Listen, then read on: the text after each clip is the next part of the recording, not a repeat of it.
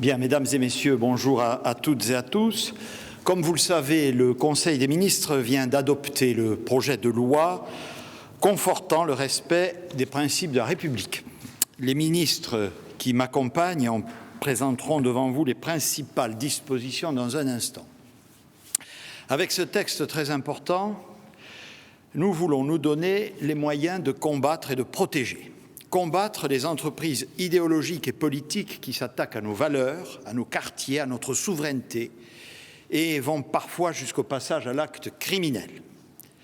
Protéger aussi toutes celles et ceux qui en subissent les effets au quotidien et voient leur liberté et leur dignité menacées par des actes et des comportements qui sont contraires à nos principes républicains. Ces principes, c'est notamment le respect de la dignité humaine, celui de la liberté d'expression, de penser, de prier, l'égalité entre tous et particulièrement entre les femmes et les hommes, les droits de l'enfant, notamment à l'éducation, et plus généralement le refus des comportements dégradants. C'est aussi évidemment la laïcité, grande valeur de notre République, dont nous célébrons aujourd'hui l'anniversaire de la loi fondatrice. La laïcité assure à chacun la liberté de croire ou de ne pas croire. Elle assure aussi la distinction entre la sphère privée et la sphère publique, en garantissant qu'aucune religion, quelle qu'elle soit, ne puisse régir les pratiques et les règles collectives, notamment dans l'espace public. Depuis plusieurs années, ces principes font l'objet d'attaques répétées insidieuses, de plus en plus nombreuses, qui affaiblissent notre capacité à vivre sereinement les uns avec les autres, dans le respect et la reconnaissance des valeurs communes. Ce sont des enfants qui sont retirés de l'école pour recevoir une éducation communautariste. Ce sont des associations sportives qui conduisent des actions de prosélytisme religieux. Ce sont des associations cultuelles qui deviennent des relais d'influences étrangères défiant les lois de la République. Ce sont des services publics dans lesquels les principes de neutralité et de laïcité sont méconnus. Comme l'a indiqué le président de la République lors de son discours prononcé au Mureau le 2 octobre dernier, il est important de nommer les choses. Le travail de sape que je viens de décrire est bien souvent le fait d'une idéologie pernicieuse portant le nom d'islamisme radical. Cette idéologie a pour objectif de diviser les uns et les autres et de répandre dans la société la haine et la violence. C'est ce que nous appelons le séparatisme. Elle est d'autant plus dangereuse qu'elle est la manifestation d'un projet conscient, théorisé, politico-religieux qui a pour ambition de faire prévaloir les normes religieuses sur la loi commune. Elle est organisée de façon méticuleuse, elle se sert des failles de notre arsenal juridique pour prospérer. Elle est parfois articulée avec le concours de l'étranger et s'appuie souvent, hélas, sur des citoyens français. Face à cela, la République entend se défendre et elle ne le fera pas en se repliant sur elle-même. En continuité et cohérence avec les dispositions prises depuis le début du quinquennat, ce texte doit permettre de donner à l'État de nouveaux moyens d'action afin de mieux garantir le respect de ces principes. Ce projet de loi n'est pas un texte contre les religions, ni contre la religion musulmane en particulier. C'est à l'inverse une loi de liberté, c'est une loi de protection, c'est une loi d'émancipation face au fondamentalisme religieux et plus généralement face à toute idéologie ou dérive qui poursuivrait les mêmes finalités. Pour y parvenir, le projet de loi poursuit deux grands objectifs: garantir le respect des principes républicains et le libre exercice du culte. Sur le premier volet, La loi dote les services de l'État de nouveaux outils pour renforcer la neutralité du service public et garantir que les associations respectent les libertés fondamentales. Des mesures importantes sont prises dans le champ de l'éducation afin d'assurer que chaque enfant bénéficie d'une éducation conforme aux principes de la République. De nouvelles dispositions sont envisagées pour que l'on puisse combattre plus efficacement les discours de haine sur les réseaux sociaux. Sur le deuxième volet, le projet de loi vise à adapter au temps présent la grande loi de 1905, tout en respectant strictement le principe de séparation entre les Églises et l'État. Le texte procède à une modernisation et à une clarification du régime des cultes. Il assurera une plus grande transparence de leurs sources de financement afin de lutter contre les influences étrangères. Il dote également les préfets de moyens renforcés pour qu'ils puissent agir encore plus rapidement et plus efficacement lorsqu'un lieu de culte devient un lieu de diffusion de discours incitant à la haine et à la violence. Agrégées, ces dispositions viennent renforcer les moyens d'action de l'État au plus près des territoires dans une logique de prévention. Ce projet de loi modifie certaines des grandes lois de la République, notamment la loi de 1901 relative à la liberté d'association, la loi de 1905 relative à la séparation des Églises et de l'État, auxquelles nous sommes collectivement très attachés.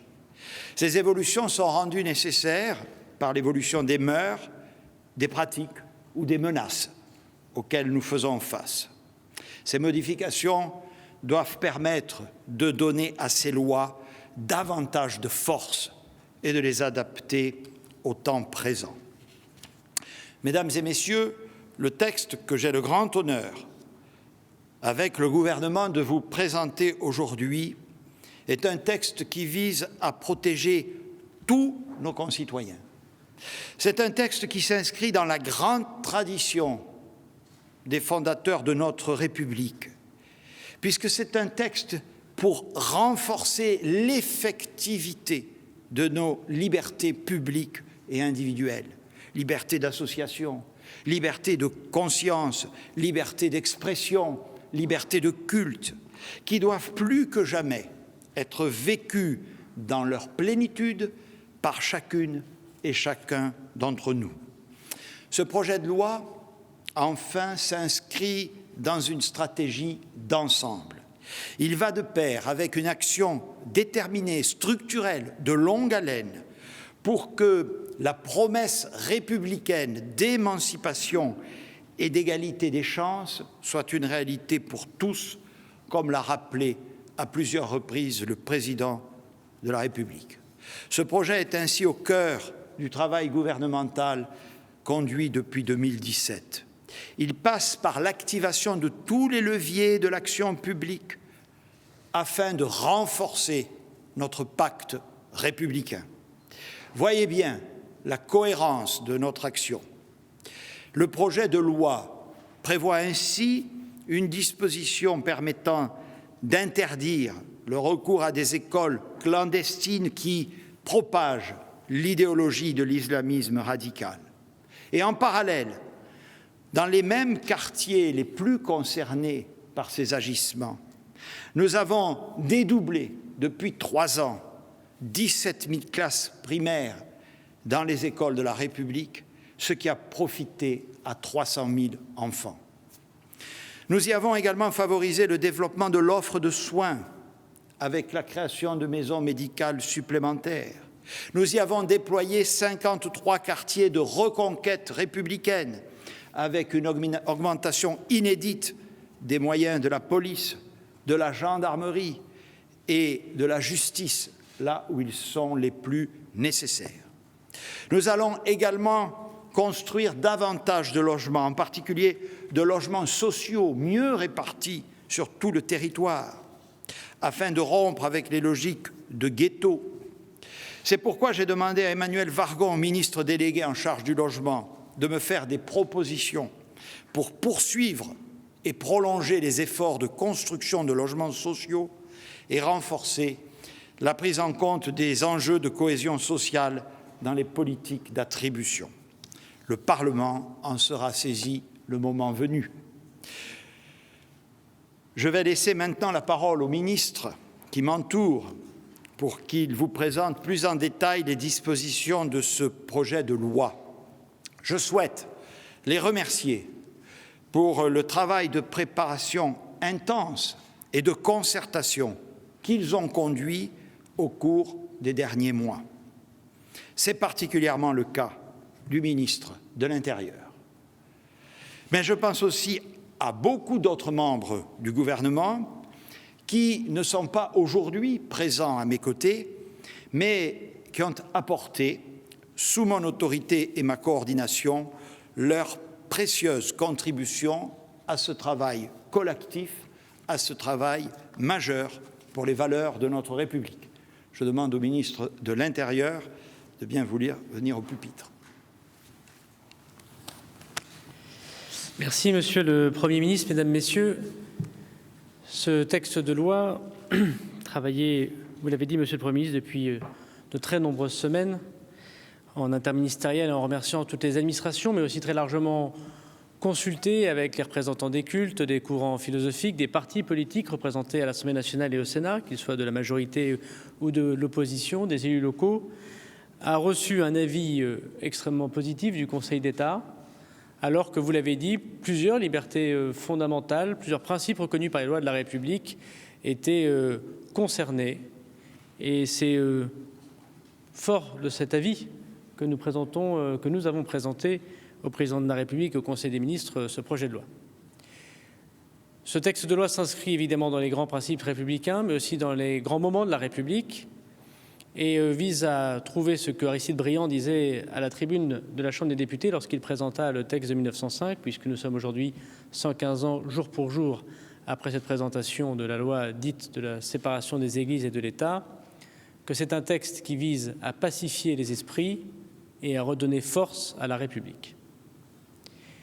Il n'y a pas beaucoup de moments, Monsieur le Premier ministre, et je vous en remercie de la confiance que vous avez su m'apporter avec Madame la ministre déléguée et bien sûr avec le Président de la République, où lorsqu'on est élu, en l'occurrence maire d'une commune qui connaît à la fois les promesses de la République mais aussi ses difficultés, on se dit que ce que l'on constate sur le terrain, on aimerait pouvoir les changer profondément pour l'ensemble du pays, et c'est ce que j'ai l'honneur de mener avec Marlène au ministère de l'Intérieur.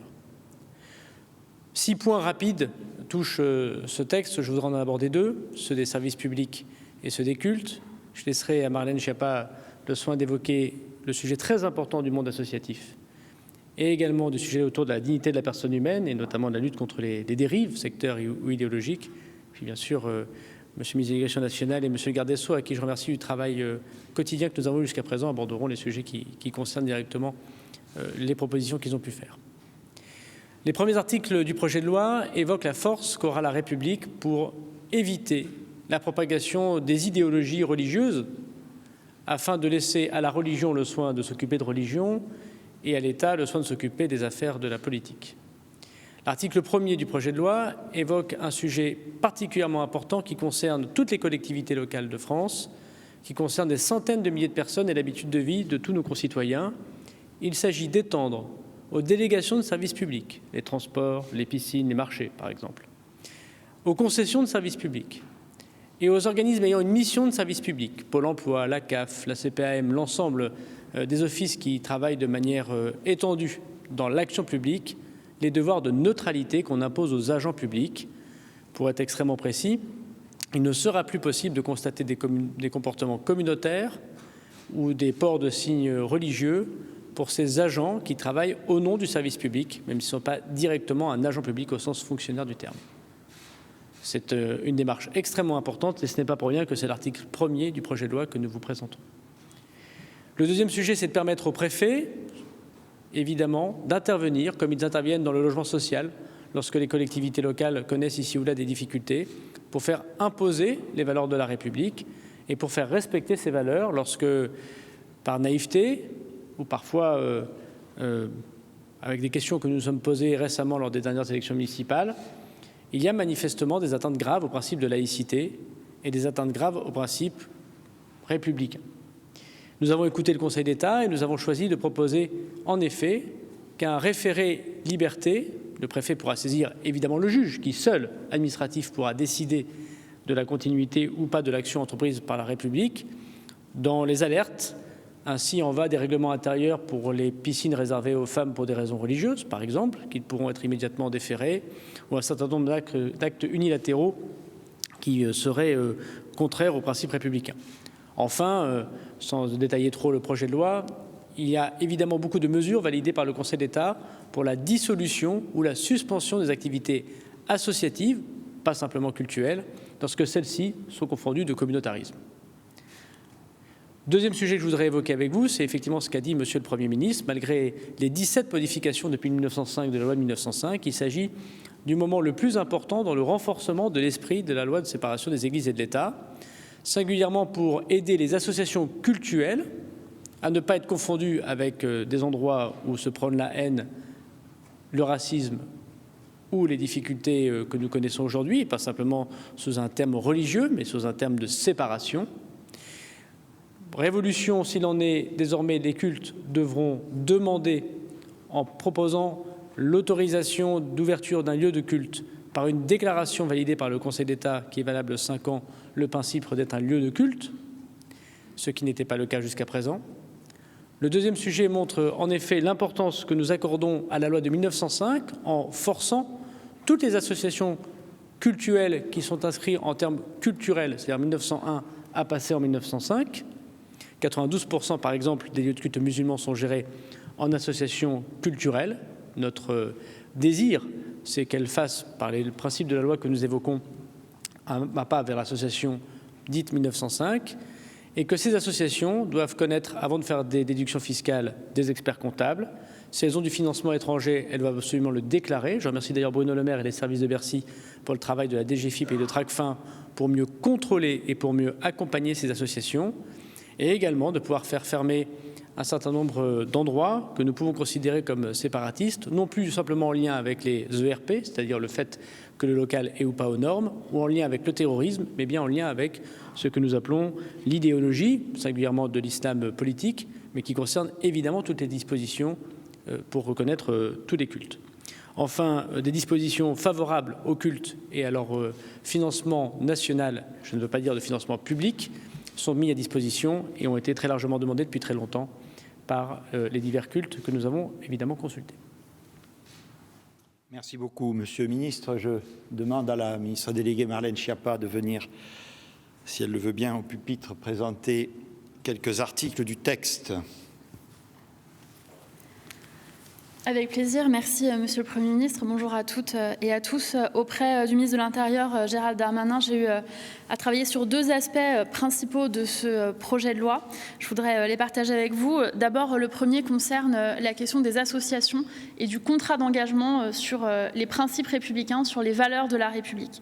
Nous avons décidé avec Gérald Darmanin, et c'est ce que nous proposons dans ce projet de loi sous l'autorité du Premier ministre et du Président de la République, de faire en sorte que lorsqu'une association sollicite une subvention, de l'argent public, qu'il s'agisse de subventions de l'État ou de subventions des collectivités locales ou même de mise à disposition de lieux, qui ne soient pas de l'argent sonnant et trébuchant, mais qui soit la mise à disposition d'une salle, par exemple, eh bien, nous demandons à ces associations de s'engager à respecter les principes républicains. Nous avons fait ce travail sur la base du modèle de ce que j'avais pu faire dans mes précédentes fonctions en créant une telle charte, un tel contrat d'engagement, mais il aura désormais valeur de loi et donc nous faisons cela pour soutenir également les élus locaux, notamment les maires, qui sont courageux et qui veulent faire en sorte de mettre en place de tels contrats. Certains élus locaux ont déjà tenté de mettre en place ce type de charte qui sont parfois attaqués en justice par certains acteurs locaux et donc il est important pour nous de dire que cela a valeur de loi et ce sera désormais dans la loi. Chaque association devra en prendre connaissance au moment de la signature du CERFA et donc s'engager à respecter ces valeurs. Maintenant, pour définir le texte qui fera ce contrat d'engagement des principes républicains. Nous lançons avec Gérald Darmanin 2 cycles de consultation. Un premier auprès des représentants des organisations des élus, avec Jacqueline Gourault, la ministre chargée de la cohésion des territoires. Dans les prochaines semaines, nous les recevrons et échangerons avec elles et avec eux sur les grands principes qu'ils souhaitent voir définir dans ce contrat d'engagement, puisque nous le faisons aussi pour les aider et pour les accompagner. Et puis d'autre part, un cycle de consultation avec Sarah El Haïry, ma collègue qui est chargée de l'engagement associatif, avec laquelle nous recevrons les grands représentants des organisations d'associations pour échanger également avec elles et avec eux sur le texte de ce contrat d'engagement qui viendra conforter ces valeurs.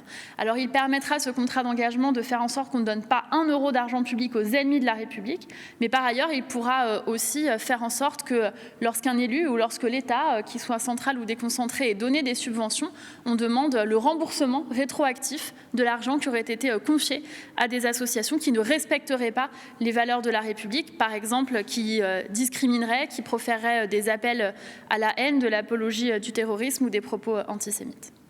J'aimerais également partager avec vous un bloc important de cette loi sur lequel nous avons travaillé avec le ministre de l'Intérieur Gérald Darmanin et avec d'autres ministres, qui concerne la dignité humaine. Il nous semble que le respect de la dignité humaine et le respect de l'égalité entre les femmes et les hommes fait partie des valeurs de la République, des principes républicains, et nous avons donc décidé d'agir dans 4 champs sur cette question. D'abord, figure dans cette loi l'interdiction des certificats de virginité. Plus exactement, nous disons dans cette loi qu'il ne sera plus possible d'établir des certificats médicaux sans lien avec la santé de la patiente. Et je voudrais remercier Olivier Véran, le ministre de la Santé, avec lequel nous avons travaillé, notamment pour échanger avec les acteurs de terrain. Nous avons entendu certains nous dire mais il est difficile pour une femme qui demande le certificat de virginité, pour une jeune fille, de rentrer dans sa famille sans certificat. C'est-à-dire si on interdit ces certificats, mais nous pensons qu'il est important que la République se positionne et nous demandons qu'est-ce qui se passe pour une jeune femme dont l'acte fondateur de son mariage est d'avoir été envoyée chez un gynécologue subir un test de virginité. Nous pensons que personne dans la République française n'a à justifier de sa virginité. Par ailleurs, nous créons un mécanisme de rattrapage sur les questions de réserve héréditaire. Nous y avons beaucoup travaillé avec le garde des Sceaux qui détaillera, je pense, s'il le souhaite, cette mesure. Mais l'idée, là aussi, pour nous, est de dire que dans la République française, on ne peut pas déshériter les filles au profit des garçons. Et donc, quand cela se passe sur la base du droit coutumier, le droit français devra permettre de venir rattraper cela. Nous décidons de renforcer la lutte contre les mariages forcés. Ils sont évidemment déjà interdits en France, mais d'après les grandes ONG, notamment le GAMS, environ 200 000 femmes vivent en France dans un mariage forcé. Et donc avec cette loi, nous renforçons le rôle des associations et des ONG qui pourront alerter les officiers d'état civil lorsqu'elles ont connaissance de mariages forcés sur le point de se contracter. L'officier d'état civil procédera à un entretien individuel avec les 2 futurs potentiels mariés pour s'assurer de leur consentement et aura l'obligation de procéder à un article 40 auprès du procureur de la République afin d'empêcher ce mariage de se tenir sans le consentement de la jeune fille, puisque souvent ce sont les jeunes filles. Enfin, dernière mesure, nous souhaitons renforcer la lutte contre la polygamie. La polygamie est déjà interdite en France, mais nous souhaitons protéger les droits particulièrement des femmes et faire en sorte que notamment nous prenions des dispositions en matière de retraite et de pension de réversion, mais également nous ne donnerons pas de titre de séjour à des personnes qui sont polygames, et si la situation de la polygamie est découverte lors d'un contrôle, une fois que la personne est déjà avec un titre de séjour, ce titre de séjour lui sera retiré. C'est important, je me permets de faire une précision parce que j'ai entendu beaucoup de choses dans les médias, des gens, des témoins dire vous allez interdire l'infidélité, vous allez interdire le polyamour. C'est pas de ça qu'il s'agit, il s'agit vraiment de la polygamie. Pourquoi est-ce qu'un mariage est contracté? Parce que le mariage, il ouvre un certain nombre de droits, notamment en matière d'héritage, en matière de filiation, etc. Et nous voulons ainsi protéger les personnes qui s'engagent dans le mariage. Et je voudrais remercier les ministres avec lesquels nous avons travaillé cela, le ministre de l'Éducation nationale, le garde des Sceaux et bien évidemment auprès du ministre de l'Intérieur. Pour conclure rapidement, je voudrais me permettre de dire que toute l'action menée par l'État n'est pas évidemment comprise dans cette loi. Il y a aussi des choses qui ne relèvent pas du législatif. Et c'est pourquoi, avec le ministre de l'Intérieur, nous avons intensifié, sous l'autorité du Premier ministre et du Président de la République, l'action des CLIR, des cellules de lutte contre l'islamisme et le repli communautaire. Et depuis fin 2019, ce sont 3 881 contrôles qui ont été menés par les services de l'État. 394 lieux ont été faits fermer et 25 millions d'euros ont été redressés. Ces actions, elles nous semblent fondamentales. Nous serons avec le Premier ministre sur le terrain dès cet après-midi avec le ministre de l'Intérieur et le ministre de l'Éducation nationale pour nous engager avec les CLIR. Et nous voulons faire en sorte que cette action de fermeture et de fermeté, elle soit complémentaire de l'action menée par l'ensemble du gouvernement de Jean Castex en faveur de l'égalité des chances, qu'il s'agisse du dédoublement des classes à 12 élèves par classe, de la réforme de l'accompagnement de l'orientation scolaire, de programme de rénovation urbaine qui a été porté à 10 milliards d'euros de subventions de l'ANRU pour la transformation de 450 quartiers, de la mise en place des cités éducatives, de la police de sécurité du quotidien, de la stratégie de prévention de la délinquance ou de notre plan d'urgence pour l'emploi des jeunes, un jeune, une solution, avec le renfort de la présence des services publics dans les quartiers. Et nous pensons que cela aussi, c'est essentiel et c'est l'action en tout cas que nous menons au ministère de l'Intérieur et que je mène auprès de Gérald Darmanin. Je vous remercie. Merci beaucoup. Alors, autre acteur majeur de l'écriture de ce texte, le ministre en charge de l'Éducation nationale.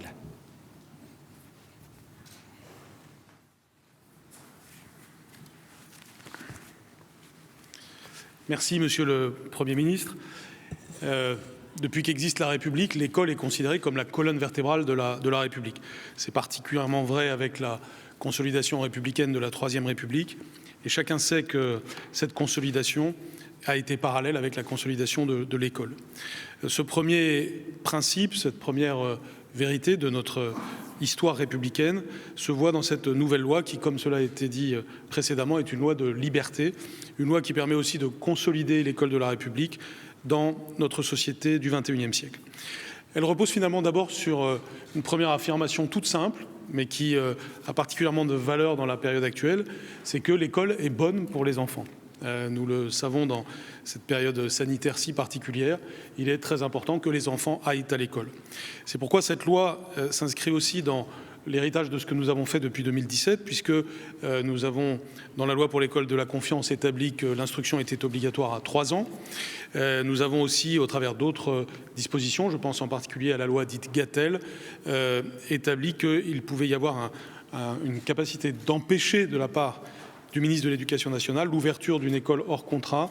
Cela fait partie d'une stratégie donc générale de défense des valeurs de la République dans notre vie collective. Dans cette loi, il y a plusieurs dispositions qui concernent l'école et qui concernent aussi le sport. Je voudrais les évoquer très rapidement. La première, et peut-être celle qui a suscité le plus de commentaires jusqu'à présent, établit la scolarisation obligatoire à 3 ans. Autrement dit, le fait que l'instruction à domicile doit être tout à fait exceptionnelle et entrer dans le cadre d'exceptions prévues par la loi. La scolarisation obligatoire à 3 ans renvoie à ce que je disais précédemment. L'école est bonne pour les enfants. Elle renvoie aussi à un phénomène de société qui fait que depuis une dizaine d'années, il y a eu un très grand nombre de nouveaux cas d'instruction à domicile et nous voyons que dans un certain nombre de cas, pas tous bien sûr, cela camoufle en réalité non pas une véritable instruction à domicile, mais par exemple les structures clandestines salafistes que nous avons fermées. Lorsque nous avons fermé ces structures depuis 3 ans et encore récemment avec le ministre de l'Intérieur, la moitié des élèves étaient soi-disant en instruction à domicile. Cette réalité sociologique, eh bien, nous voulons la regarder en face au travers de cette mesure. Et donc, nous avons établi que désormais, c'était un régime d'autorisation pour l'instruction à domicile et non pas simplement un régime déclaratif. Et les exceptions prévues pour autoriser l'instruction à domicile restent circonscrites et doivent permettre l'instruction à domicile dans les cas qui sont conformes aux droits de l'enfant. Parce que je voudrais insister sur ce point, il s'agit en l'occurrence non seulement de défendre la République au travers d'un tel dispositif, mais de défendre les droits de l'enfant. Les deux choses vont ensemble. Un enfant qui, à 3 ou 4 ans, ou même ultérieurement, est mis dans une situation d'endoctrinement, est mis dans une situation inacceptable par la même occasion du point de vue de la défense de ses droits.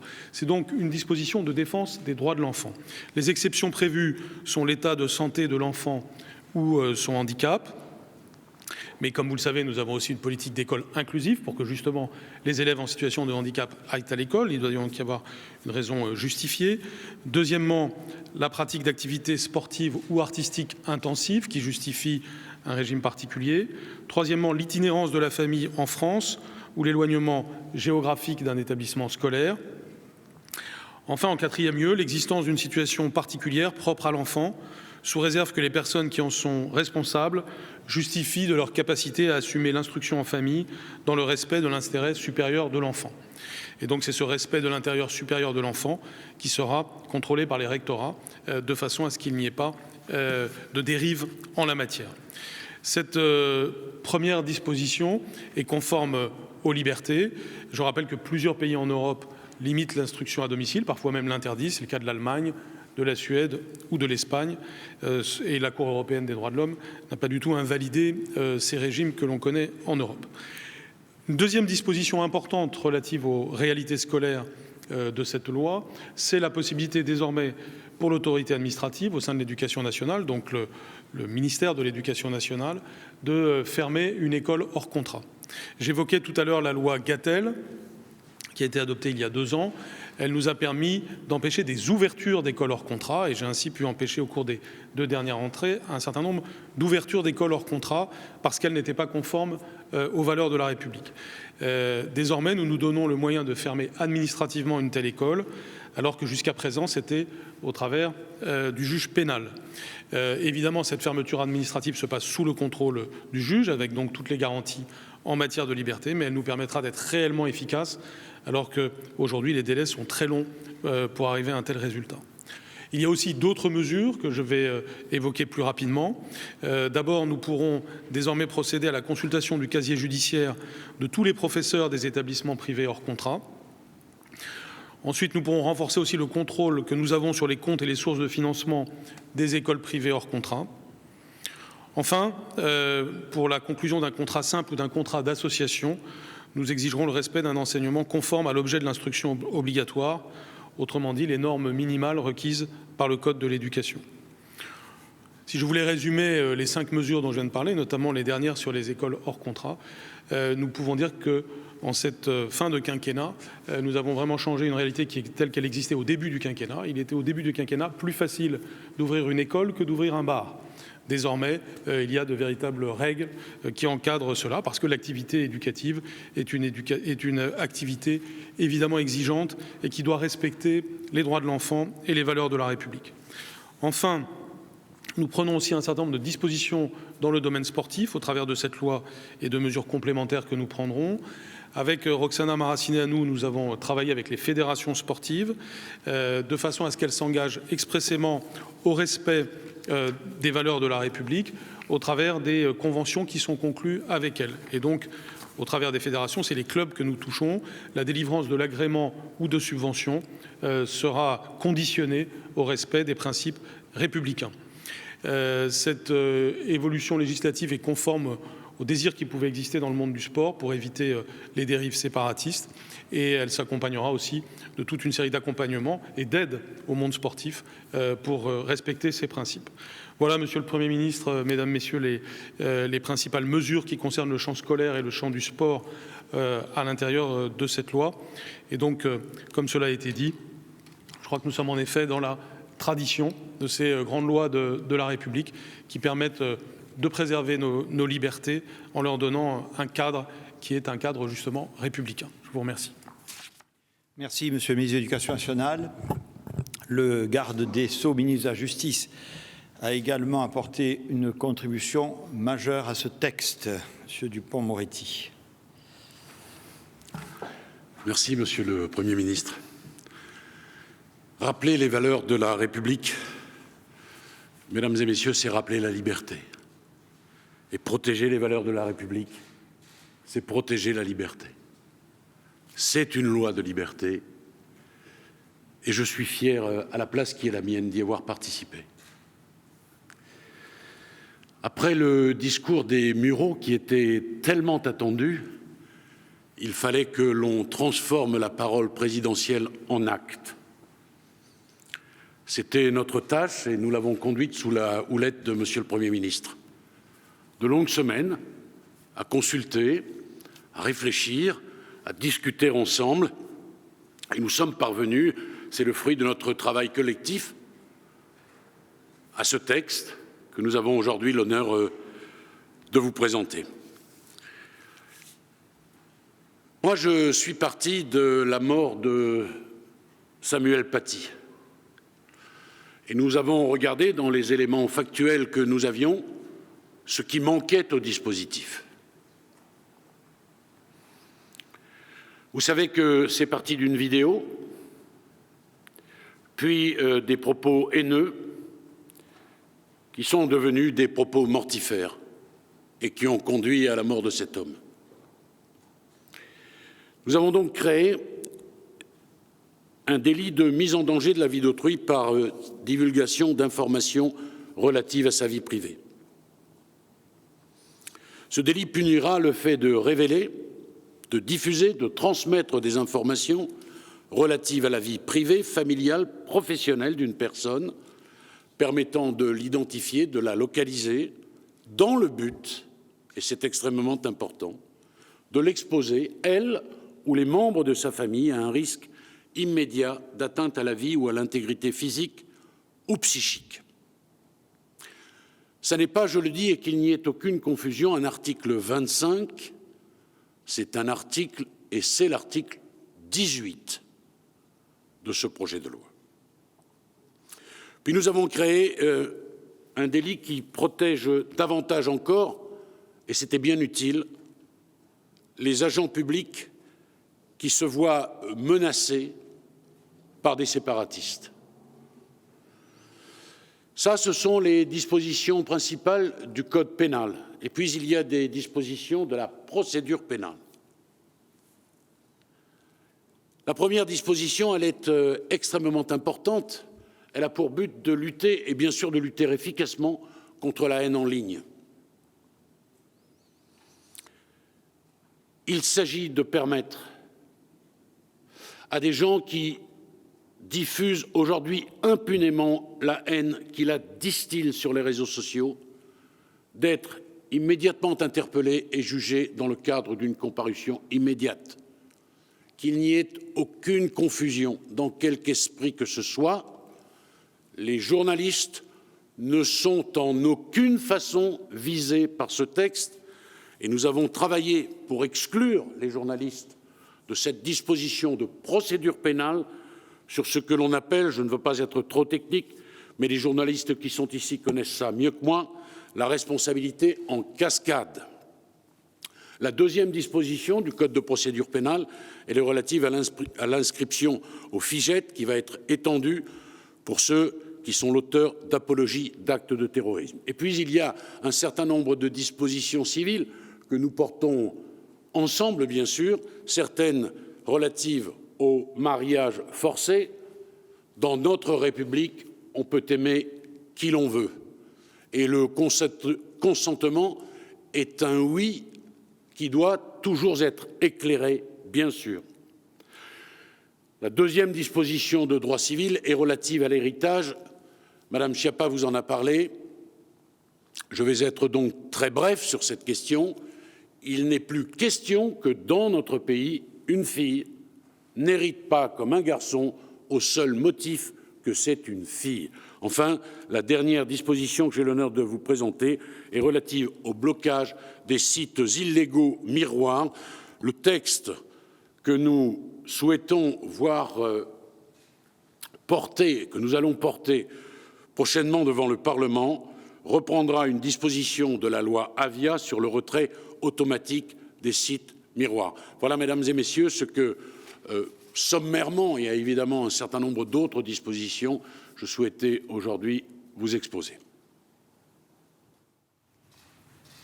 Merci beaucoup, Monsieur le garde des Sceaux. Avec les ministres, donc, nous nous tenons maintenant à votre disposition pour répondre à quelques questions, même si nous aurons tout à loisir l'occasion d'expliquer ce projet de loi dans les jours et les semaines à venir. Alors, je vous écoute.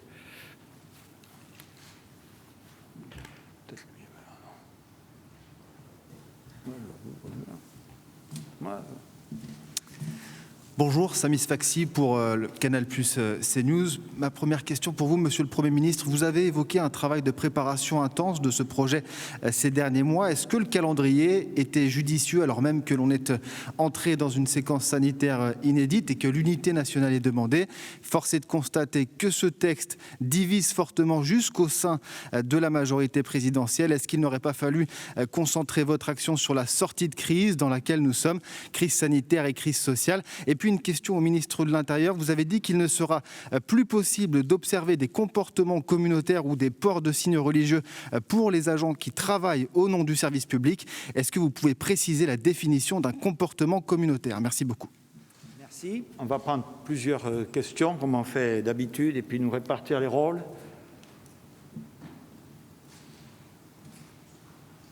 Je ne vois pas. Voilà. Il n'y en a qu'une. Ah, très bien, pardon, vous n'avez pas vu. Bonjour, Anya Nussbaum de Bloomberg News. Une question pour Monsieur le ministre de l'Intérieur. L'année dernière, vous étiez élevé contre ce que vous avez appelé les listes communautaires et vous aviez demandé des mesures pour un respect strict de la laïcité par les élus locaux. Est-ce que vous pensez que le gouvernement a suffisamment avancé sur ce sujet? Et quand on parle de listes communautaires, en général, on ne parle que d'un parti. Finalement, c'est l'Union des démocrates musulmans de France, qui est tout petit. Que leur reprochez-vous exactement? Merci. Allez, encore une ou deux questions, puis on va répondre à la première série, s'il y en a. Bonjour, Maxence Lambrec, France Inter. Qu'avez-vous retenu de l'avis du Conseil d'État assez globalement, et précisément sur la question des personnes condamnées pour apologie du terrorisme ou discrimination? Y a-t-il toujours question d'une interdiction de paraître dans les lieux de culte, une sorte de double peine, en tout cas après la condamnation, l'interdiction de revenir dans les lieux de culte? Bonjour, Julie-Marie Lecomte, France Info. Vous nous avez rappelé les mesures déjà engagées en matière de cohésion sociale, en expliquant que vous meniez une stratégie globale au-delà de ce projet de loi. Est-ce que vous comptez aller plus loin avec de nouvelles mesures en matière d'égalité des chances et de lutte contre les discriminations? Très bien. Donc je vous propose, j'invite le ministre de l'Intérieur à s'approcher, puisque les principales questions lui étaient destinées. Je voudrais répondre à la toute première et à la toute dernière en ce qui me concerne. D'abord sur la question du moment et du calendrier. J'ai envie de vous dire qu'il n'est jamais trop tôt pour s'occuper de défendre les valeurs de la République. Donc le moment est bienvenu, il est conforme aux objectifs, y compris calendaires, que nous nous étions fixés. Et surtout, d'une part, je ne crois en rien que cette loi va diviser. Je pense au contraire que c'est une loi qui va permettre d'unir beaucoup de forces politiques qui sont, comme le gouvernement, attachées aux principes républicains, et au-delà des forces politiques, les Françaises et Français. La deuxième chose que je souhaite vous dire, c'est que la discussion de ce texte, la préparation d'abord, ne nous a en rien distrait de notre énergie à gérer la crise sanitaire, la crise économique et sociale. La France, vous le savez, pas qu'elle, mais la France en particulier est effectivement confrontée à plusieurs défis concomitants. Il y a donc la crise sanitaire que vous évoquez, avec toutes les conséquences économiques et sociales qu'elle entraîne. Puis, oui, il y a eu aussi, ça n'a échappé à personne, des attentats très graves. Il est du devoir et de la responsabilité du gouvernement de la République, sous l'autorité du chef de l'État, de prendre les mesures et les dispositions que chacune de ces crises appelle. Et c'est ce que je crois nous faisons.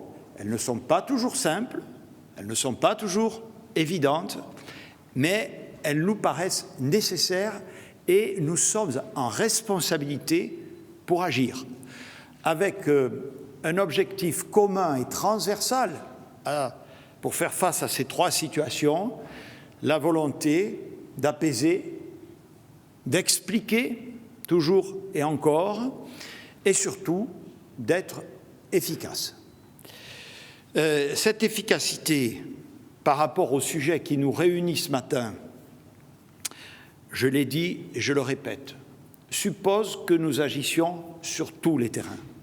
J'allais presque dire c'est notre marque de fabrique. Il ne peut pas y avoir une seule approche, mesdames et messieurs, qui traite des problèmes aussi complexes.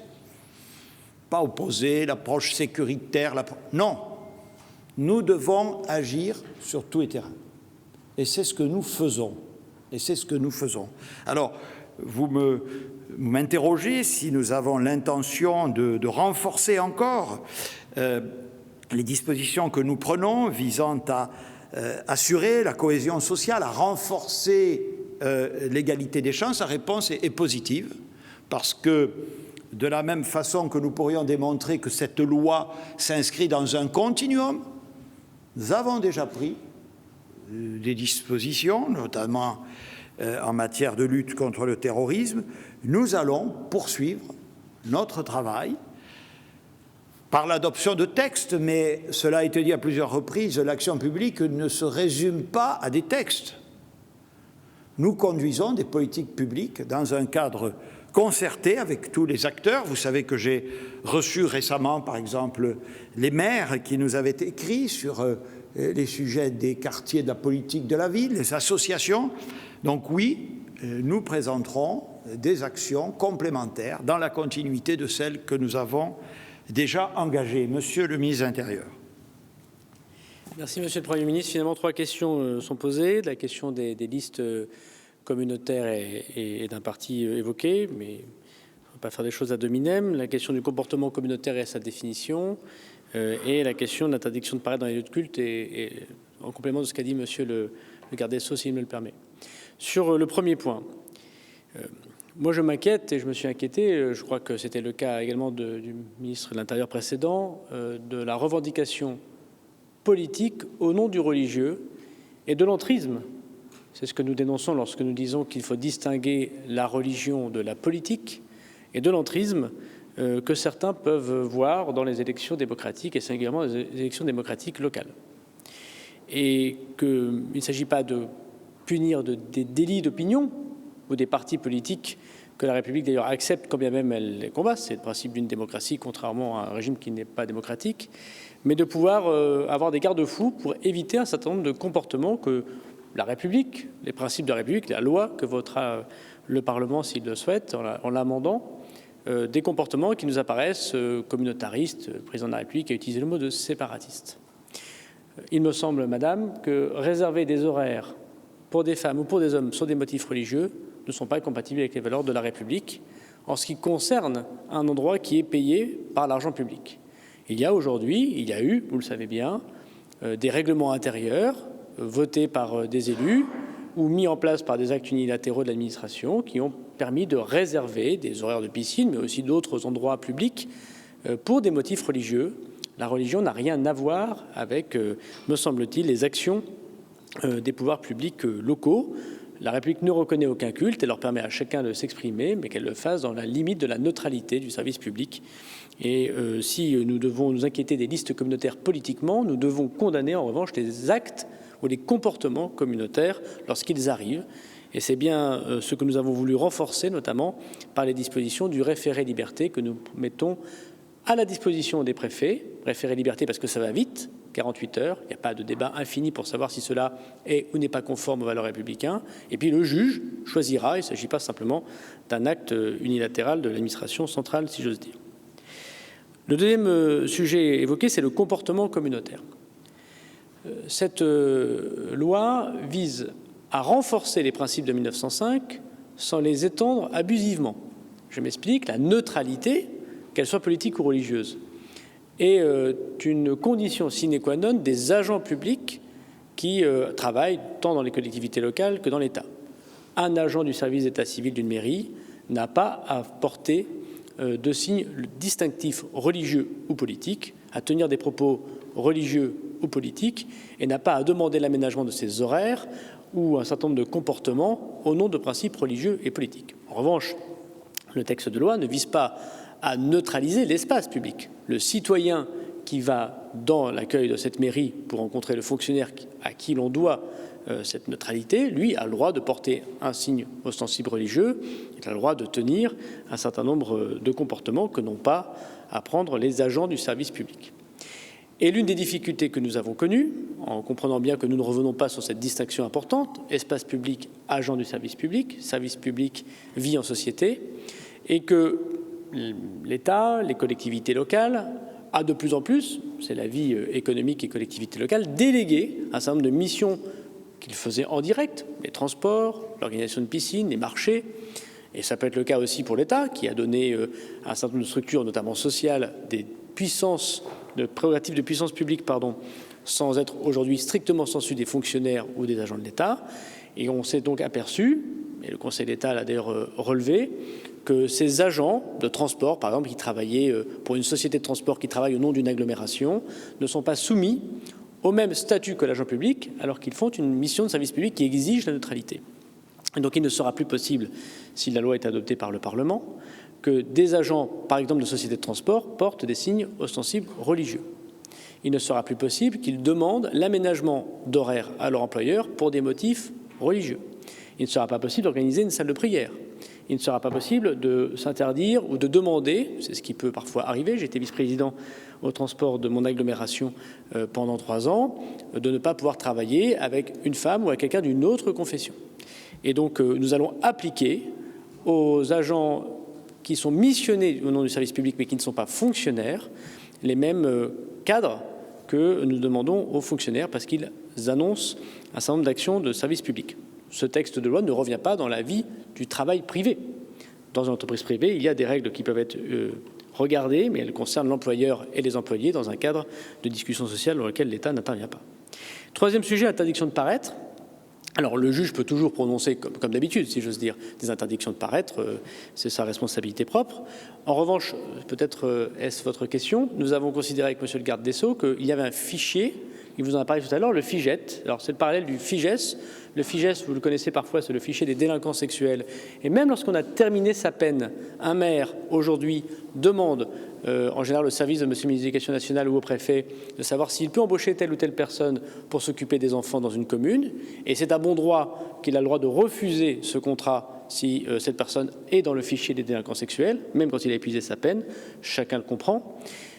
Nous instaurons cette même possibilité en disant que une disposition spécifique du projet de loi est évoquée, mais j'ai voulu aller rapidement pour ne pas rentrer dans le détail, mais comme vous posez la question, j'y réponds.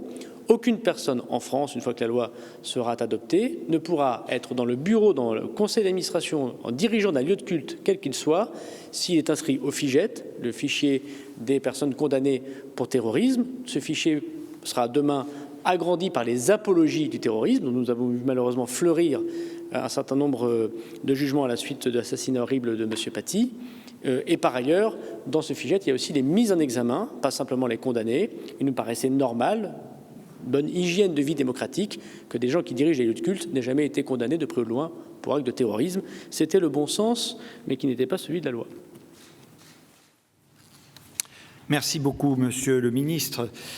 J'ai omis de répondre à une question relative à l'avis du Conseil d'État. Je ne sais plus qui me l'a posé, j'en suis désolé, je vais le faire tout de suite. Donc le Conseil d'État nous a rendu un avis extrêmement précis, extrêmement fouillé, extrêmement circonstancié, qui est effectivement particulièrement utile au gouvernement. Il n'a proposé de disjoindre, je ne sais pas si vous connaissez cette formule, qui marque le désaccord du Conseil d'État par rapport à des dispositions qui lui sont soumises, aucune des dispositions de ce texte, ce qui est un point pour nous extrêmement important. Cet avis sera public et vous constaterez que le gouvernement l'a en très très large part suivi, ce qui est aussi, s'agissant d'un texte relatif aux libertés publiques fondamentales, une garantie aussi, je crois, pour l'ensemble de nos concitoyens. Alors, je suis désolé, mais nous allons être appelés par un exercice démocratique, puisqu'il y a des questions au gouvernement, au Sénat. Alors, je veux bien prendre 2 dernières questions, 2, et après nous levons la séance, parce que nous sommes appelés à d'autres activités. Monsieur. Jean-Rémy Baudot pour Europe 1, vous luttez contre une idéologie. En combien de temps pensez-vous que cette loi changera réellement les choses? Est-ce que vous avez un peu des perspectives à donner aux Français? Et puis j'aurais juste relayé une question de Raymond Tas de Politico. Est-ce que ce projet de loi ne risque pas d'être une nouvelle loi de 2004 sur les signes ostentatoires? Est-ce qu'il ne faut pas être plus précis pour éviter des amalgames et des procès d'intention? Je fais court. Voilà. Oui, allez, dernière question. Bonjour Monsieur le Premier ministre, bonjour Mesdames et Messieurs les ministres, Mathilde Sirot pour Le Figaro.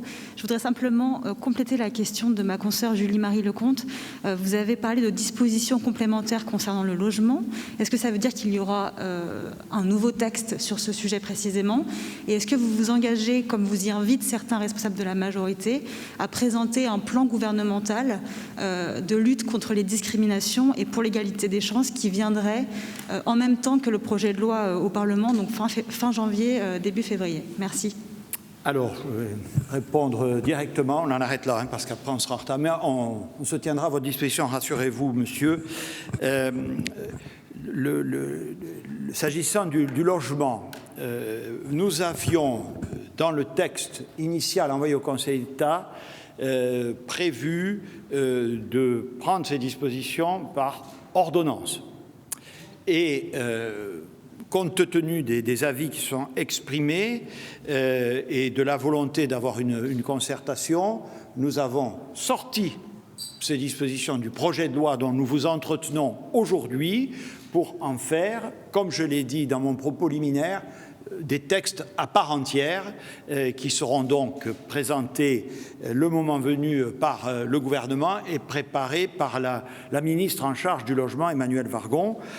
Donc il y a bien, là aussi, comme sur le reste, la volonté d'agir. Et je l'ai dit aussi à une question précédente, nous voulons aussi prendre... Alors, est-ce que ce sera nécessairement, encore une fois, des dispositions de nature législative? Ce n'est pas certain, mais en tout cas, des mesures relatives au renforcement de la cohésion sociale et de l'égalité des chances, et cela viendra dans les prochaines semaines. Bon, vous m'avez, c'est la première question, savoir si cette loi était suffisante, si dans combien de temps elle produirait des effets. C'est un texte fort quand même. Rappel à tout le monde, c'est un texte extrêmement important. C'est pas le premier, c'est pas le dernier. Vous avez sans doute raison, mais enfin, il me semble qu'il y a longtemps que on ne s'était pas attaqué de manière aussi résolue à des problèmes de vie quotidienne de nos concitoyens. Et j'y insiste, dans le respect de ce que sont nos valeurs fondatrices, de celles qui nous réunissent à toutes et à tous. Sûrement que le débat parlementaire améliorera encore, la discussion parlementaire améliorera encore, y compris sur le terrain de l'effectivité des dispositions que nous proposons. Mais enfin, je vous signale quand même que nous utilisons déjà tous les dispositifs à notre main, si je puis dire, pour agir. Vous voyez que déjà nous avons dissous un certain nombre de groupements de faits ou d'associations, fermé des mosquées qui intervenaient dans l'illégalité. Voilà, donc ce texte, il va venir accélérer, il va venir conforter. Nous y croyons beaucoup, c'est un texte très important, c'est un moment fort, je le dis, c'est la raison pour laquelle d'ailleurs nous avons souhaité solenniser ce moment par la présentation du projet de loi dès son adoption par le Conseil des ministres, et nous allons, comme vous, en suivre le cheminement devant le Parlement et l'entrée en vigueur dans le pays. Je vous remercie beaucoup.